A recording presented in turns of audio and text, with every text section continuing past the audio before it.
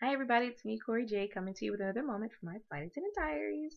So as you can see, I'm in my hotel. I have been on a 4-day trip, and it ends tomorrow. It's kind of bittersweet because I love my job, but I also love being at home. And sometimes, the body, we need a break, we need to rest.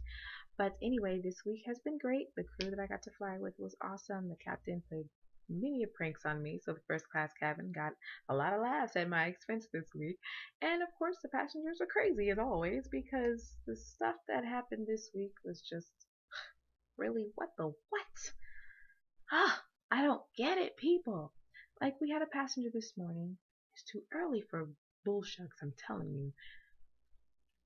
Didn't appear to have a problem because when we got to the airport, everybody was just sitting down chilling, eating, drinking their coffee, eating their breakfast.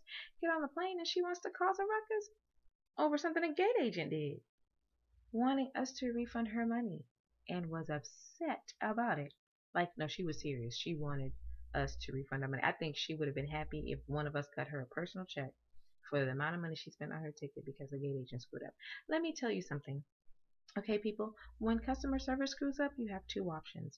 You can either walk your little behind down on the plane, sit down, and enjoy your flight, okay? Or you can stay at the top of the gate, take a later flight, and take care of your business. Those are your two options. But if you choose to come down on our aircraft, please don't come down with an attitude because we had nothing to do with the problem. So when we greet you with a good morning, how are you? We definitely expect you to say, good morning, I'm fine, thank you. Simple, right? Yes. And also, ladies and gentlemen, when the gate agent makes that announcement and lets you know that, ladies and gentlemen, we've been made aware that there is no more room in the main cabin for your bags. You're gonna have to check your bags at this time. You're gonna go to the counter. They're gonna give you a little, sticky thing, and they're gonna put it on your bag, and you're going to drop it off at the jetway door, and you're gonna walk on the plane. Right? That's what you're supposed to do, right? Yes. But some of you have such great faith that some magical compartment is gonna appear and there's going to be space for your bag. And then you get on the bed on the plane and you realize that what the gate agent said is the truth. And then you get an attitude with us because the magical space you were hoping would appear did not. That's not our fault. You know how we know they're telling the truth? We give them that information. If there's no more room, people, believe them, listen to them. Don't try to bring your bags on anyway because we're only going to encourage you to do exactly what the gate agent told you to do in the beginning, which was to leave your bag at the jetway door. It's kind of embarrassing when you gotta do the walk of shame out the airplane just to do what you should have done in the first place, right? Yes. The other thing I like to talk about, ladies and gentlemen, is the first class cabin. Okay?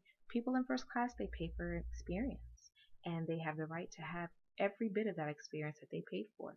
Now, I believe that it's absolutely rude for someone who did not pay for that experience of first class to continue to walk back and forth through the first class cabin to use the first class lavatory. Yeah, I think it's rude. Okay, if you absolutely need to use the first class lavatory, say something to the flight attendant who is serving that cabin. Listen, they're doing their service back there. I really gotta go. Do you mind? Courtesy. That also shows a level of respect for the people who paid for that experience. Okay, because if it were you sitting in that chair, you would want the same courtesy. So I just asked you to give that. Two, when the first class flight attendant or the lead flight attendant is doing a pre-departure beverages and they come to you and say, do you mind just holding for just a second, please? That means just that, people. That means stay right there until the flight attendant comes back into the area where they're preparing their beverages, because when you turn around and follow the flight attendant, guess what they've got to do? Turn right around and try to push past you and your bags to get back to the front of the aircraft. That's so rude. Okay? This week I got pushed over twice by people who were just so in a rush to stand in another part of the line. Seriously. We're not going to go anywhere without you while you're on the plane. You got plenty of time to sit down and put your stuff away. What is 2 seconds going to harm you? Nothing. I had hot beverages on my plate on my tray, and I almost spilled them on the passengers because some two people were in a rush to get by me, and they almost snagged my pantyhose. Oh my goodness, that is like the biggest thing with flight attendants, okay? Because we have to wear pantyhose, and if we just buy a pair and you snag our pantyhose with your bag, oh my gosh, We're gonna have an attitude for the rest of the flight because now we're figuring out and I got to walk around with this run in my pantyhose. I don't have any nail polish, I don't have any hairspray to stop this run, and I just bought these pantyhose. You think it's not a big deal? Yes, talk to other flight. That's it costs money. Good pantyhose are not cheap, people. Yes, I brought up pantyhose because we have to wear them every single day and it's uncomfortable.